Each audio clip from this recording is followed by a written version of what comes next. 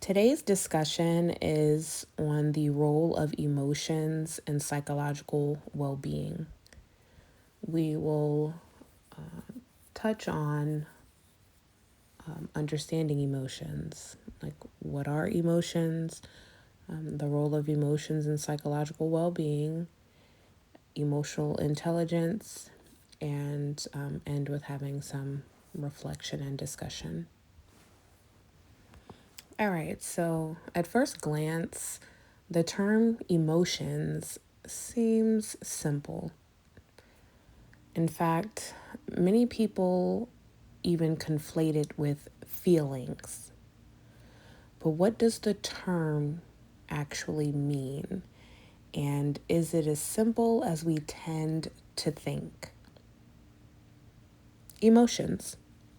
They are a complex notion in human biology, psychology, and sociology, and our understandings of emotions have changed over time. Emotions play a central role in human lives and relationships, and for many people, form a pillar of human experience. They can run the gamut between positive and negative, and they ultimately influence, at least to some extent, most people's overall health and well being. Emotions also have the potential to affect the decisions we make, and as a result, much can be gained by cultivating a better understanding of what emotions are in general and how they shape individual lives in particular. So, what are emotions? Well, scholars and practitioners in psychology and other fields have long debated the definition of emotions, and no scientific consensus on its definition currently exists. However, different theorists and members of professional organizations have articulated their own definitions over time and use them as foundations in research on emotions. So, for instance, the American Psychological Association defines emotion as a complex reaction pattern involving experiential, behavioral, and physiological elements by which an individual attempts to deal with a personally significant matter or event. In contrast, the Merriam-Webster's dictionary defines emotion as conscious mental reactions such as anger or fear, subjectively experienced as strong feeling, usually directed towards a specific object or typically accompanied by physiological and behavioral changes in the body. Now, although both definitions may seem specific and may somewhat overlap, scholars have questioned the meaning and boundaries of emotions for decades, and maybe even arguably for centuries. So, although philosophers, religious scholars, and scientists studied the concept of emotions before the 18th century, the term itself was popularized around that time.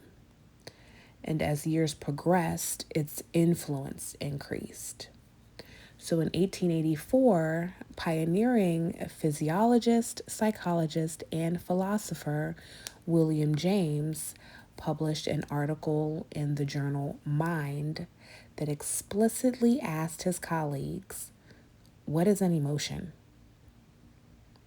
Since then, debates about the exact contours of emotions have persisted in both popular imagination and among the pages of academic journals. Many schools of thought related to the origins of emotions have emerged. There are three major theories that have become particularly popular over time. The first is the physiological theories that suggest that reactions to certain physical responses in the body causes emotions. Then there's the neurological theories that suggest that chemical responses and activities in the brain result in the emotions that we feel. And then there are the cognitive theories. And these theories suggest that our thoughts and similar mental processes play a critical role in the manifestation of emotions.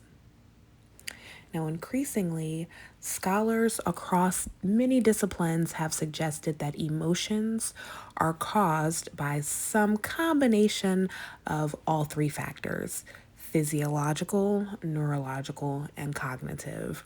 And they may even be influenced by other elements such as social interactions or environment.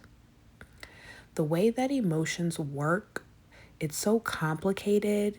It is most likely that all three of these theories are valid in their own right, with a combination of causes resulting in emotions. In addition to debating the definitions and origins of emotions, researchers have also proposed various theories to explain how and why humans experience emotions and what roles they play in human life.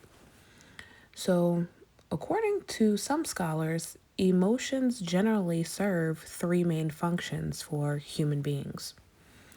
The first function would be that emotions allow people to adapt to their environment. The brain triggers the appropriate chemicals to initiate a response that is designed to help people deal with current circumstances. So, for example, during a stressful event that triggers your fight or flight response, the brain releases dopamine, adrenaline, and norepinephrine. In the adaptive function, there is no need to identify feelings as either positive or negative because all emotions serve a purpose. From basic survival to learning how to thrive in your environment. The second function would be that emotions may enable meaningful social interactions with other people. An example of that would be expressing your love and appreciation for someone, and that may generate stronger, deeper social bonds with that person. And then the third function would be that emotions can motivate people. Strong emotions may prompt people to act. For example, when you experience acute negative feelings of regret about a past action or decision, you may try to avoid making similar mistakes in the future. And so, additionally, to these general ideas on the role of emotions in human lives, there are two perspectives on why humans experience emotions. And that's the evolutionary psychology perspective and the social constructionism perspective. Let's talk about it. Originating from Darwinism, evolutionary psychologists firmly believe emotions are innate adaptations that serve as a psychological response to our ancestors in challenging situations. Emotions have a survival value. So, to give an example, fear is believed to exist in order to cope with dangers. In threatening circumstances, psychological mechanisms, such as the emotion of fear, activate so that we can assess the situation and act effectively.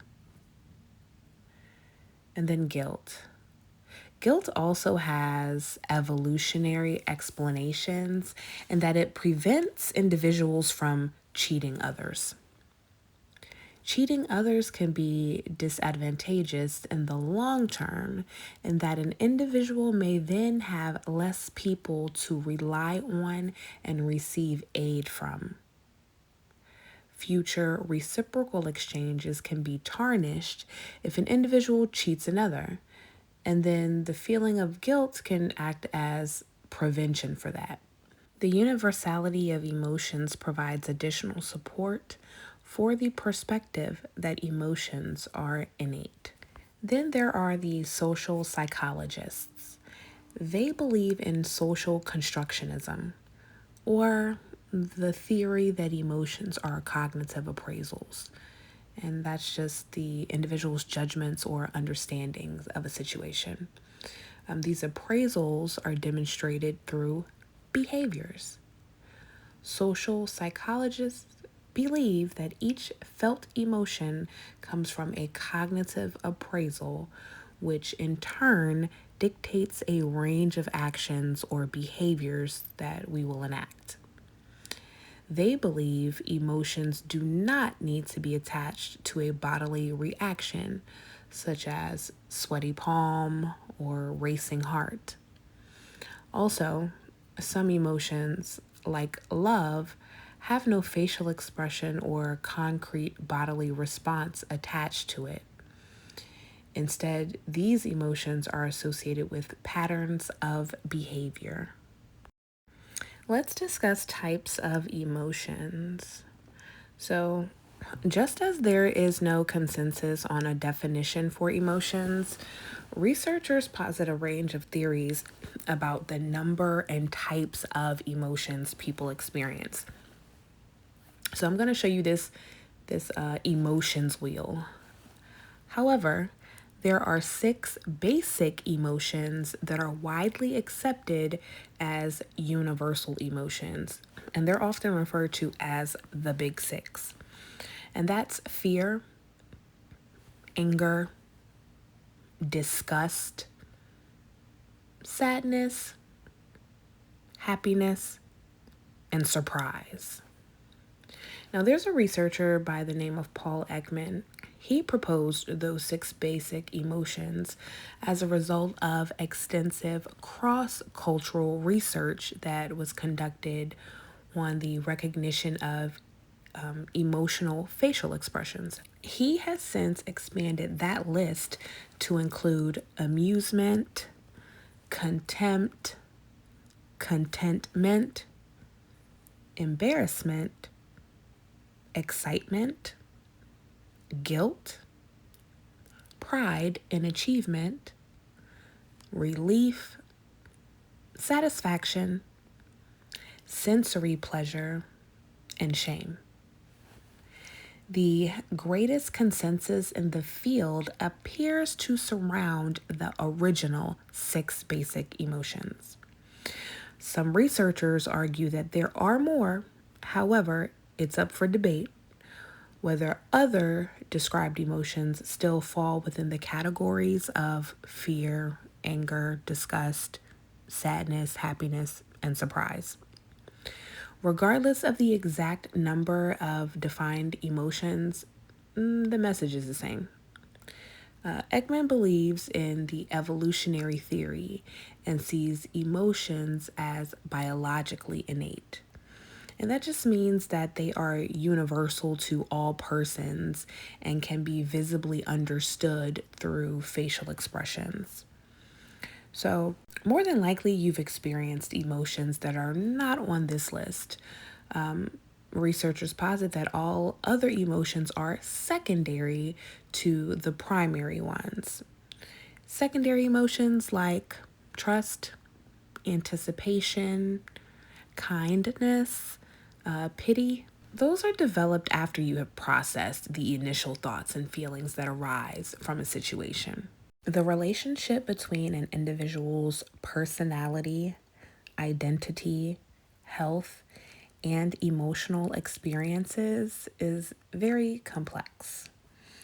In particular, our behavioral reactions to our emotions pervade all aspects of our lives, from our relationships with our friends and family to our abilities to function in social situations, to our innermost desires, motivations, and goals. People's embodied expressions of their emotions can shape the perceptions and attitudes of people around them. So, there was a study done by a group of researchers, and in this study, they set up 5 experiments to investigate whether people evaluate emotional expressions in social encounters as a source of information to inform their own reactions.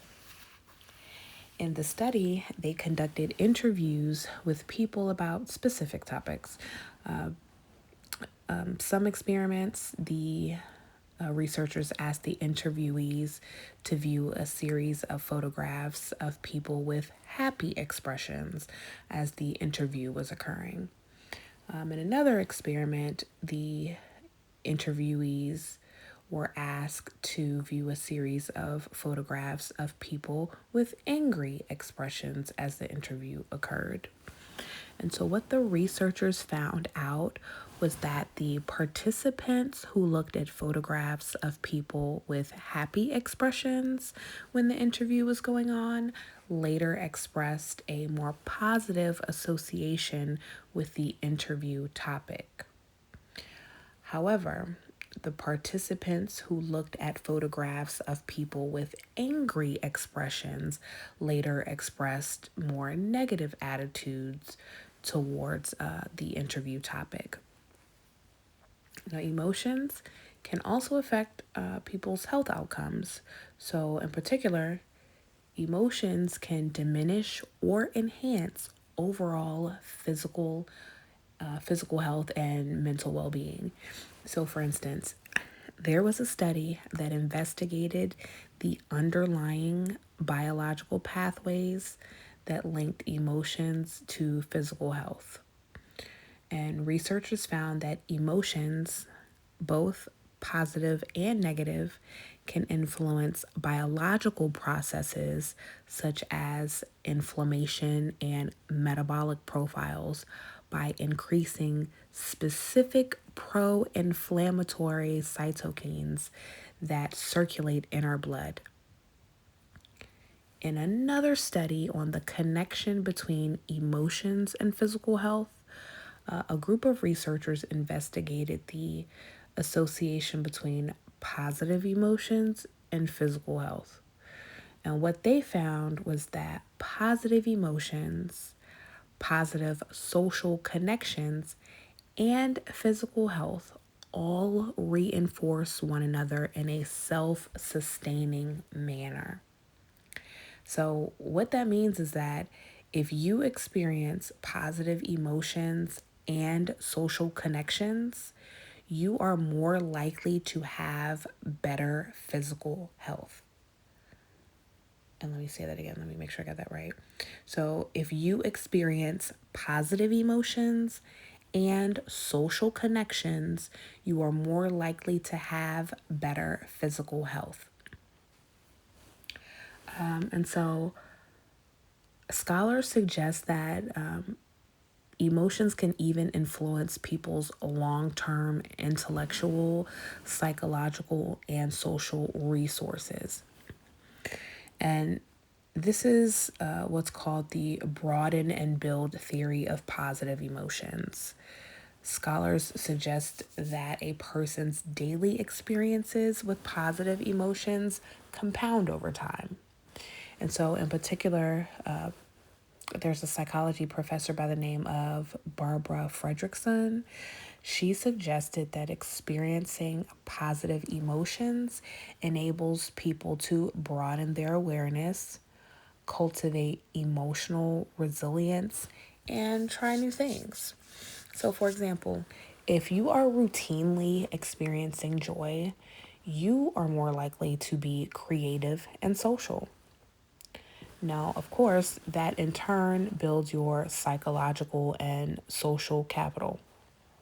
So, in a different study, Researchers investigated Fredrickson's theory and found that positive emotions induced through a program of loving kindness meditation ultimately increased participants' mindfulness, their sense of purpose, and social support, and it actually decreased their illness symptoms.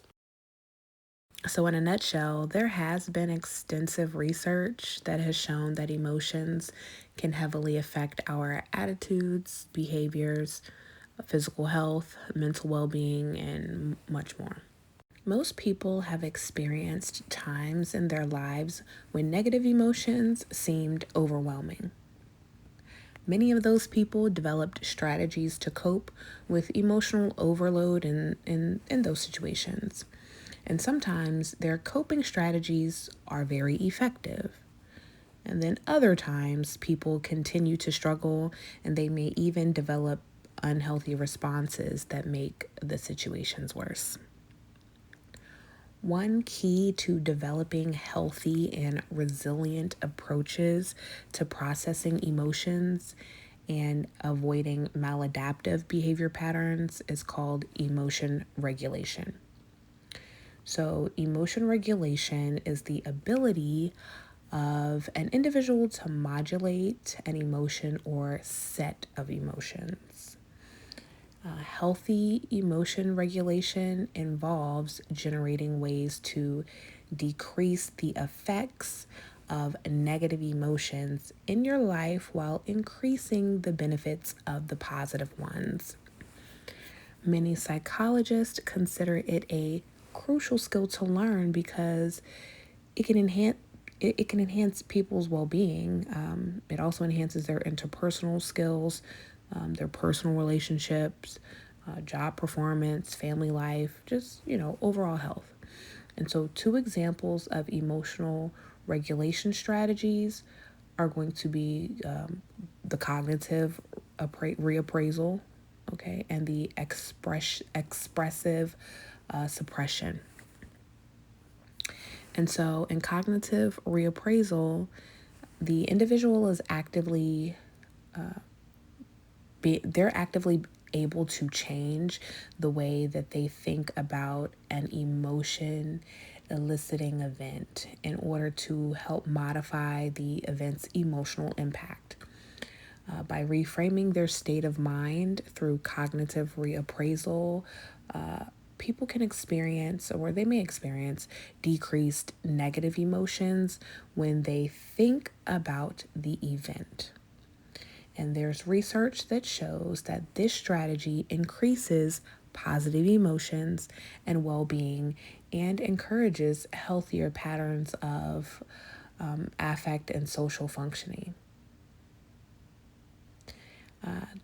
The other was expressive suppression, and an individual changes the way they respond behaviorally to an event that induces emotions, which modifies their overall emotional expression in expressive suppression. The research surrounding expressive suppression shows that expressive suppression may have a negative impact on a person by decreasing the experience of a positive emotion. Frequent use of behavioral suppression leads to greater levels of negative emotional experiences. There are other healthy emotion regulation practices, things like sharing, talking, or writing about your emotional experiences with others. There's a distinguished psychologist by the name of James Pennebaker. He conducted research for decades regarding the deep value of expressing your emotions through writing. And he also has a book that he published back in 2016, explaining how taking a few minutes to write down your emotions, your personal events, or your past or whatever ongoing issues improves your well-being, your relationships, and your immune system. And it also will help you decrease your stress. literally simply just by talking about your emotional experiences to friends or even in your therapy sessions can also show significant improvements in various areas. Another thing, this is always mentioned, but practicing mindfulness, okay, that can also help improve your physical and emotional health. One of the research reviews that I came across was from 2009, and what was examined was 52 pieces of empirical and theoretical research on mindfulness. And the researcher, his name was Jeffrey Greason, he found that basic and clinical research showed that practicing mindfulness was associated with more positive states of mind. It was also associated with a better quality of life and less emotional distress. It was mindfulness appears to have the power to influence the brain, stress hormones, the immune system, and behaviors that affect our health. Behaviors like eating, sleeping, and substance use. So, therefore, when you are being more mindful through paying more attention and practicing greater acceptance, that will have a multitude of impacts. And then finally, targeted psychotherapy with an experienced practitioner is also probably it's also another option, but it's probably the best option in addressing your sensitive emotional patterns or reactions, because a skilled professional can help you identify the problematic issues and you'll learn how to cope with your responses. In talking about problematic emotions and the importance of emotion regulation. Aside from emotion regulation, to be able to do those things, to practice, to implement, you have to also understand and have a bit of emotional intelligence, right? And so, emotional intelligence, sometimes when we see it, it'll say like EI, kind of like IQ, but yeah, emotional intelligence, EI. That is just the ability to recognize, control, and understand emotions. All right. And being able to do that can be useful in many areas of your life. And it's called, you'll see it say EI or EQ because the term emotional intelligence is also referred to as your emotional quotient. That's where the EQ comes in. And that relates to emotional intelligence psychology, which can help you better connect with others, understand your thoughts and behaviors, manage emotions, and improve your health. Having emotional intelligence, it can be useful in the workplace, absolutely, with your family and social settings, and in moments where you're in self-reflection mode. So, self-awareness, self-regulation, empathy, and social skills and motivation are thought to be the 5 components of emotional intelligence. You may be able to improve your emotional intelligence by listening, recognizing the source of your emotions, practicing mindfulness, journaling, talking through your feelings, and working with a therapist. Emotional intelligence involves being able to recognize, comprehend, and manage emotions in oneself and others.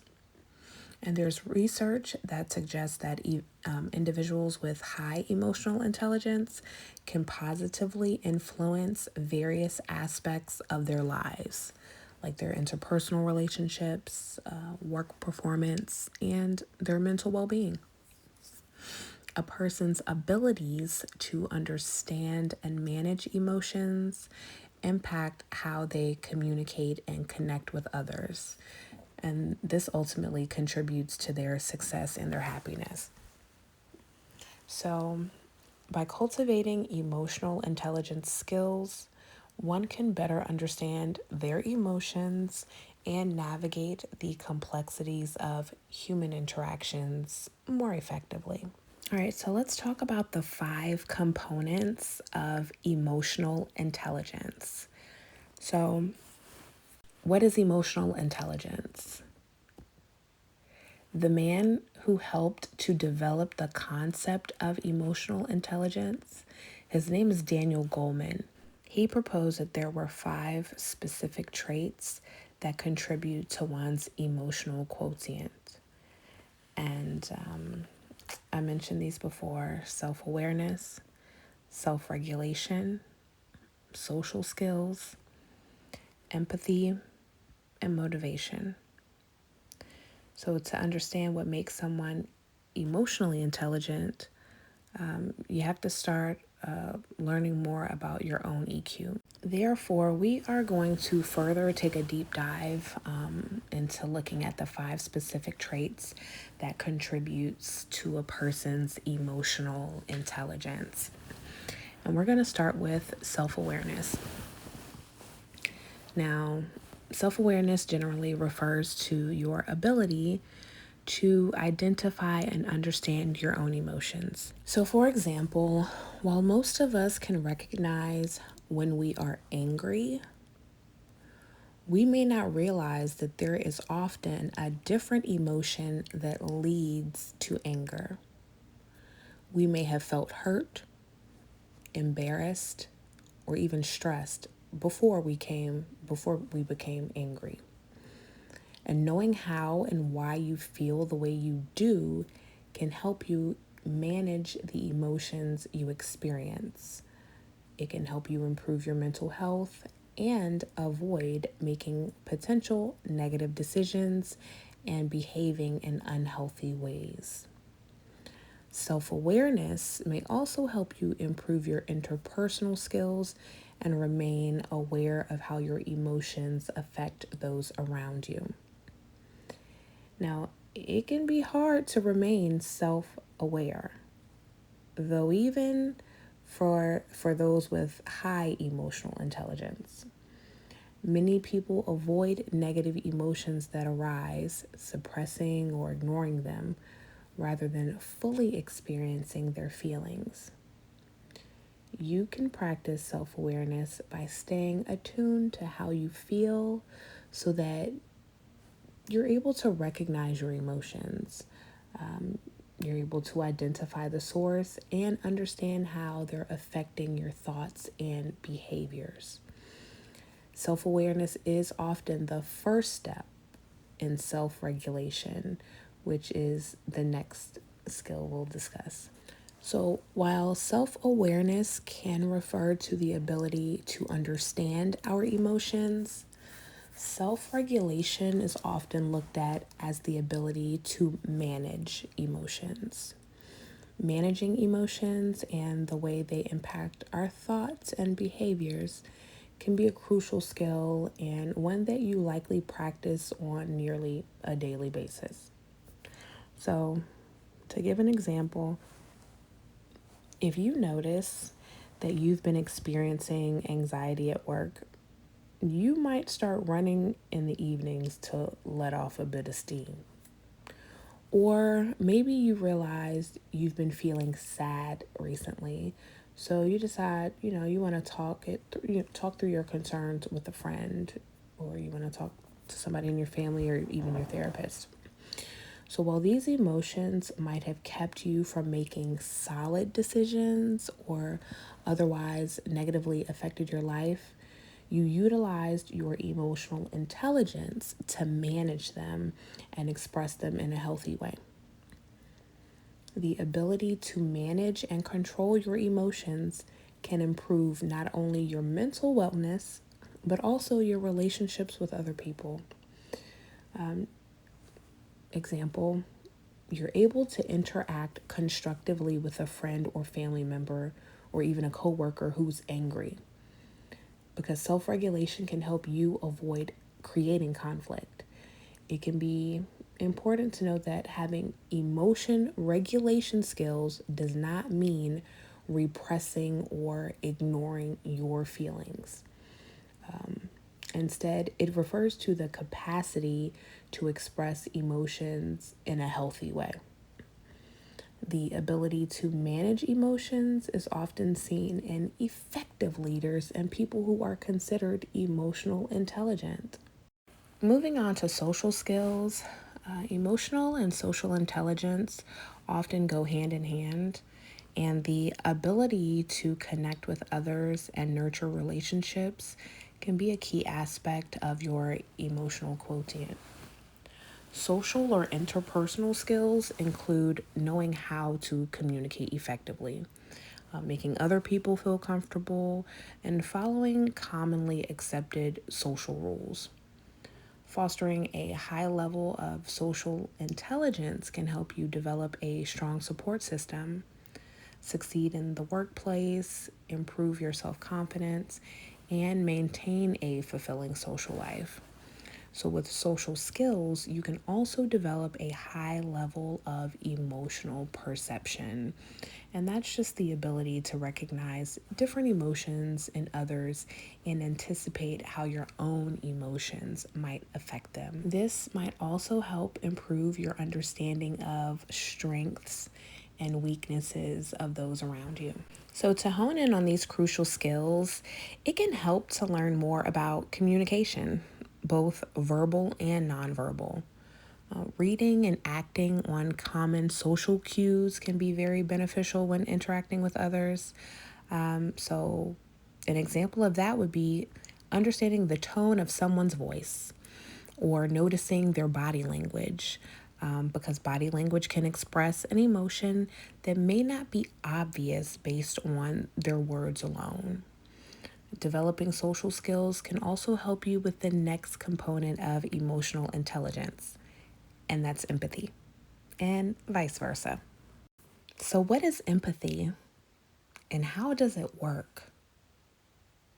Similar to self awareness, which is the ability to recognize and understand our own emotions, empathy typically refers to understanding and perceiving emotions of other people. Empathy can be a vital component of high emotional intelligence, helping you navigate effectively and connect with others on a deeper level.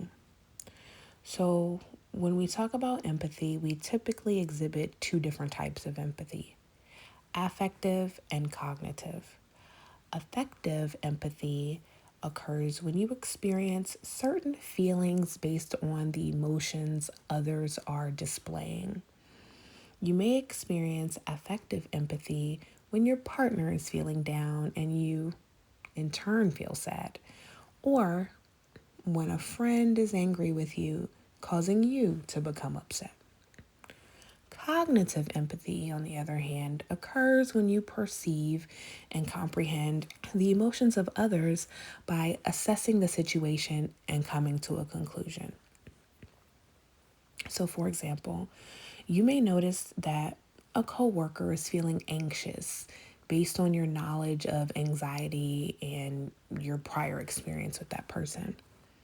So, although you don't feel anxious yourself, cognitive empathy could help you recognize their emotions, discuss the situation with them, and even attempt to, help them alleviate it.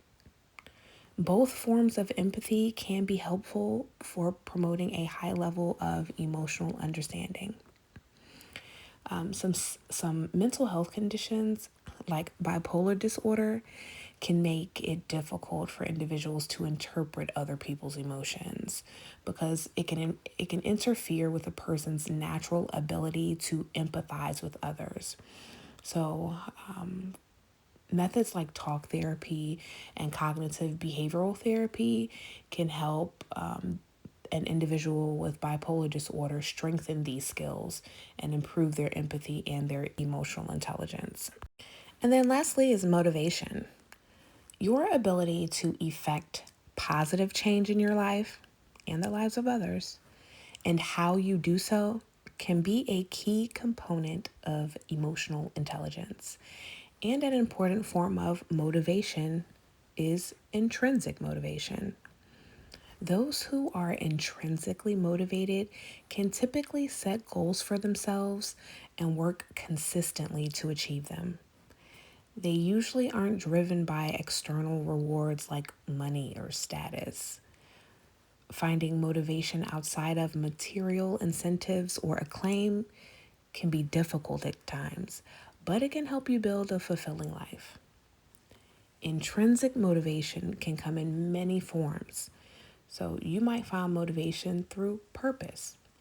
So, for example, you might become an artist and you want to bring attention to a specific cause, or you might decide to start running to improve your mental health. You may also nurture a sense of motivation by figuring out what's important to you in life. Once you identify your priorities, you can set goals for yourself, create a plan to achieve them, and act on that plan. Motivation can be an important part of emotional intelligence because it allows us to grow. Not only can motivation help you achieve your goals, but it can also improve the other four EQ skills. So, if you would like to practice to become or increase your emotional intelligence, understand that emotional intelligence training can be seen as a practice that may be honed over time, okay? And just like earlier when I was talking about emotional regulation, the techniques for increasing your emotional intelligence are about the same. Listening, recognizing the source of emotions, practicing mindfulness, journaling, talking through your feelings, self assessment, and working with a therapist can help you develop the different components of your emotional quotient. Listening with the goal of understanding. One of the best ways to learn more about other people's feelings, and even your own, is to pay close attention when they communicate with you, both verbally and non-verbally. So, for example, let's say Sam's partner comes home from work and is telling them about how difficult their day was and displays nonverbal cues that they're either tired or upset. Now, here, an emotionally intelligent person will listen attentively, assess the situation, and conclude that their partner is experiencing stress or anger. When you listen, you can better empathize with others and moderate your behavior to alleviate their concerns. And while listening, try to avoid thinking about what you're going to say until the other person is finished speaking. Instead, practice listening to understand. Try not to judge what they're saying or provide unsolicited advice. Once they're through talking, you can then paraphrase or summarize what they've said to let them know that you understand, okay? And listening can help you develop empathy, social skills, and even self-awareness. Finding links between your different emotional states can help you understand the situations and experiences that bring about a certain emotion. So perhaps you realize that you frequently feel angry, frustrated, or anxious when there is a common variable involved. Or you may realize that something from your past evokes an emotional response in certain situations. Remaining cognizant of what brings about specific emotions can be a great first step to mastering self-awareness and self-regulation. Mindfulness, mindfulness, mindfulness. Practicing mindfulness. Mindfulness can bring our attention to the present moment, our feelings, thoughts, and our surroundings. There can be numerous benefits to mindfulness, and this is why it's always stressed. Reducing your anxiety to increase your focus, that's a benefit. Now, it may be difficult to stay attuned to your emotions when you're distracted from the present moment. mindfulness can help quiet the mind, and it helps you understand emotions without judgment. One way to practice mindfulness could be to check in with yourself periodically throughout the day. So you're going to want to start, the mornings fairly early, and you may take some time to close your eyes, breathe deeply, and examine how you're feeling in that moment. Recognize any emotions that you're experiencing without labeling them as good or bad. And this is an exercise that you can repeat throughout the day. And over time, you may come to notice certain thought patterns or learn what you can do to manage your emotions better. And these same benefits may also be derived from other forms of meditation. So when we put our feelings into words, we often learn how to recognize and describe our emotions more accurately. So you can keep a journal specifically to track your emotions or to simply write about your day. Journal imagination is a technique that can help you build your emotional intelligence by encouraging you to reflect on your emotions and explore your feelings in a creative and imaginative way.